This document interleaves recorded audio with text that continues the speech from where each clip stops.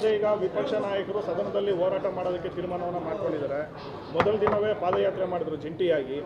ಈಗ ಸದನದಲ್ಲಿ ಅನುದಾನಗಳು ಸಿಗ್ತಾ ಇಲ್ಲ, ಗ್ಯಾರಂಟಿಗಳು ಅನುಷ್ಠಾನ ಆಗ್ತಿಲ್ಲ ಅಂತ ಅವ್ರ ಲೆಕ್ಕ ಅಲ್ಟಿಮೇಟ್ ಗ್ಯಾರಂಟಿ ಕೊಡಬಾರ್ದು ಅಂತ.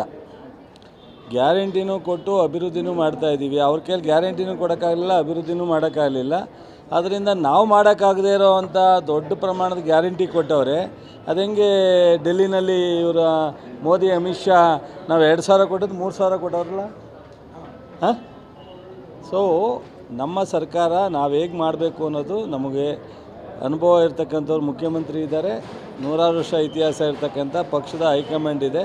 ಜನರ ಅಭಿಪ್ರಾಯದಂತೆ ನಾವು ಮಾಡ್ತೀವಿ. ವಿರೋಧ ಪಕ್ಷದವರು ಹೋರಾಟ ಮಾಡೋಕ್ಕೆ ಅವಕಾಶ ಇದೆ, ಪ್ರತಿಭಟನೆ ಮಾಡಲಿ, ಹೋರಾಟ ಮಾಡಲಿ, ಅಪೋಸಿಷನಲ್ಲಿ ಕೂತ್ಕೊಂಡು ಪ್ರಶ್ನೆ ಕೇಳಲಿ, ನಮಗೇನಾದ್ರು ಸಜೆಷನ್ ಕೊಡಲಿ, ಅದಕ್ಕೆಲ್ಲ ಸ್ವಾಗತ ಇದೆ. ನಾವು ಅವ್ರಿಗೆ ಕೊಡೋವಂಥ ಸ್ವಾಗತವನ್ನು ಭಾಳ ಆರ್ಟ್ಫುಲ್ಲಿ ತಗೋತೀವಿ.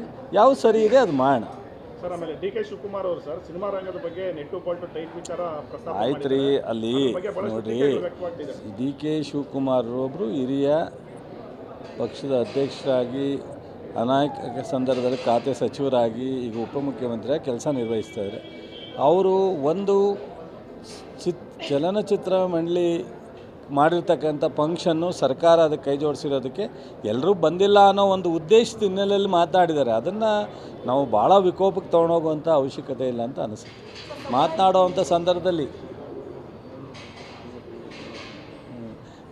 ಸಂದರ್ಭದಲ್ಲಿ ಅವರು ಇಂಥ ಒಂದು ದೊಡ್ಡ ಚಲನಚಿತ್ರ ನಟರು ಬಂದಿಲ್ವಲ್ಲ ಅನ್ನೋ ಫೀಲಿಂಗ್ಸ್ನಲ್ಲಿ ಹೇಳಿದ್ದಾರೆ. ಅದನ್ನು ಯಾಕೆ ಅಷ್ಟೊಂದು ದೊಡ್ಡದು ಮಾಡೋವಂಥ ಸರ್ಕಾರ, ನಟರು, ಸಾರ್ವಜನಿಕರು ಎಲ್ಲ ಒಂದೇ ದಾರಿನಲ್ಲಿ ಹೋಗಬೇಕಾಗಿತ್ತು.